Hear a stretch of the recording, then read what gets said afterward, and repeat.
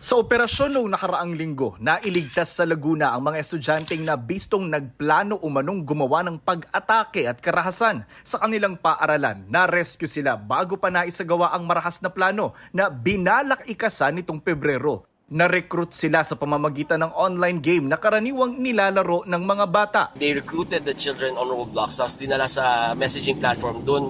Doon binagsak yung mga videos, indoctrinating them, tsaka convincing them to commit terroristic acts.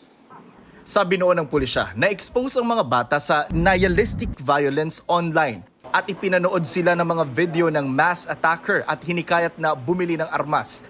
Sabi ng gobyerno, dapat na silang manghimasok dito dahil dito pinag-aaralan ng CICC o Cybercrime Investigation and Coordinating Center na iban o ipagbawal sa bansa ang Roblox. Lalo't sabi ng CICC, nagagamit din ito sa sexual predation, grooming at exploitation ng mga menor de edad. Binigyan ng CICC ang Roblox ng 2 linggo para makipag-ugnayan sa kanila. Parating na lang kami nagbablock pero kung hindi naman nakikinig sa atin. And I think even other states in the US, hindi rin sila kinakausap ng Roadblock. So they pursued legal actions against that platform. And we're getting yung mga feedback sa mga magulang. They're really pushing forward for the regulation, strict regulation of that particular gaming platform. If not, total blocking talaga ng platform. Ang cybercrime watchdog na Digital Pinoy, suportado ang ban na hindi naman daw may tuturing na censorship.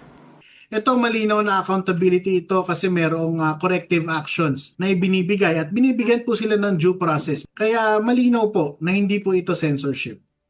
Nanawagan naman ang CICC sa mga magulang maging alerto sa mga red flag na mapapansin sa anak na nahuhumaling sa mobile games gaya ng pagbabago ng ugali at emosyon. Sinusubukan pa namin kunin ang panig ng Roblox tungkol dito.